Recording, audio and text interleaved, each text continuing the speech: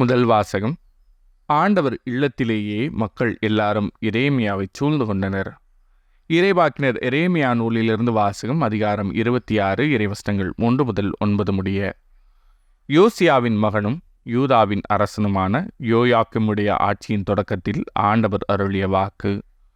ஆண்டவர் இவ்வாறு கூறுகிறார்: நீ ஆண்டவர் இல்லத்தில் முற்றத்தில் நின்று கொண்டு அங்கு வழிபாடு செலுத்த வரும் யூதாவின் எல்லா நகரினருக்கும் சொல்லுமாறு நான் உனக்கு கட்டளையிடும் எல்லா சொற்களையும் நீ அவர்களுக்கு அறிவி. அவற்றில் ஒன்றையும் விட்டுவிடாதே.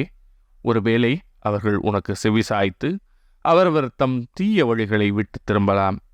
அப்பொழுது அவர்களுடைய தீச்செயல்களை முன்னிட்டு அவர்களுக்கு நான் அளிக்க எண்ணியுள்ள தண்டனை பற்றி என் மனத்தை மாற்றிக்கொள்வேன்.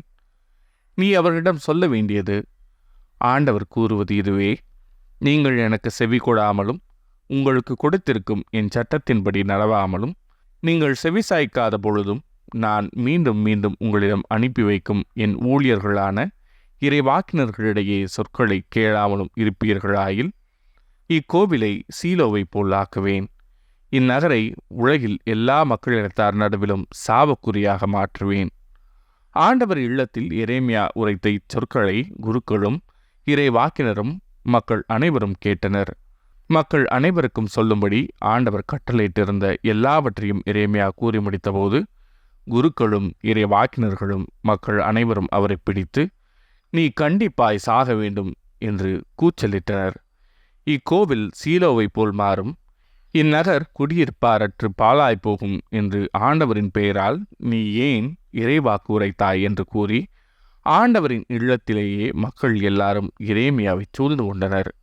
இது ஆண்டவரின் அருள்வாக்கு. இறைவா, உமக்கு நன்றி. பதிலுரை பாடல். ஆண்டவரே, உம் பேரன்பினால் எனக்கு பதில் மொழி தாரும்.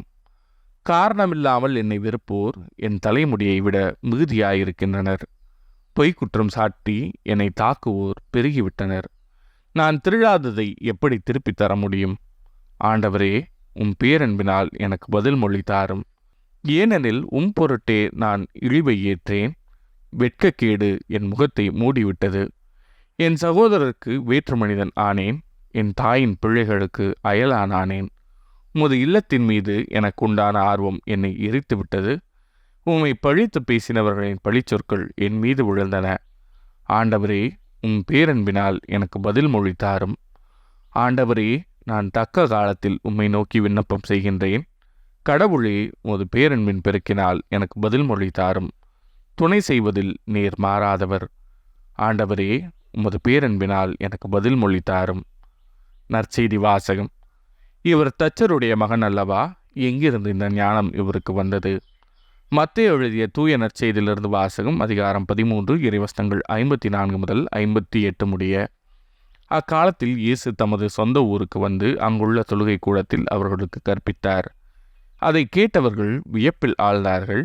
அவர்கள், எங்கிருந்து இந்த ஞானம் இவருக்கு வந்தது? எப்படி இந்த வல்ல செயல்களை செய்கிறார்? இவர் தச்சருடைய மகன் அல்லவா? இவருடைய தாய் மரியா என்பவர்தானே? யாக்கோபு, யோசேப்பு, சீமோன், யூதா ஆகியோர் இவருடைய சகோதரர் அல்லவா? இவர் சகோதரிகள் எல்லாரும் நம்மோடு இருக்கிறார்கள் அல்லவா? பின் இவருக்கு இவையெல்லாம் எங்கிருந்து வந்தன என்றார்கள். இவ்வாறு அவரை ஏற்றுக்கொள்ள அவர்கள் தயங்கினார்கள். இயேசு அவர்களிடம், தம் சொந்த ஊரிலும் வீட்டிலும் தவிர மற்றெங்கும் இறைவாக்கினர் மதிப்பு பெறுவர் என்றார். அவர்களுக்கு நம்பிக்கை இல்லாததால் அவர் அங்கு பல வல்ல செயல்களை செய்யவில்லை. இது ஆண்டவரின் அருள்வாக்கு. கிறிஸ்துவே, உமக்கு புகழ்.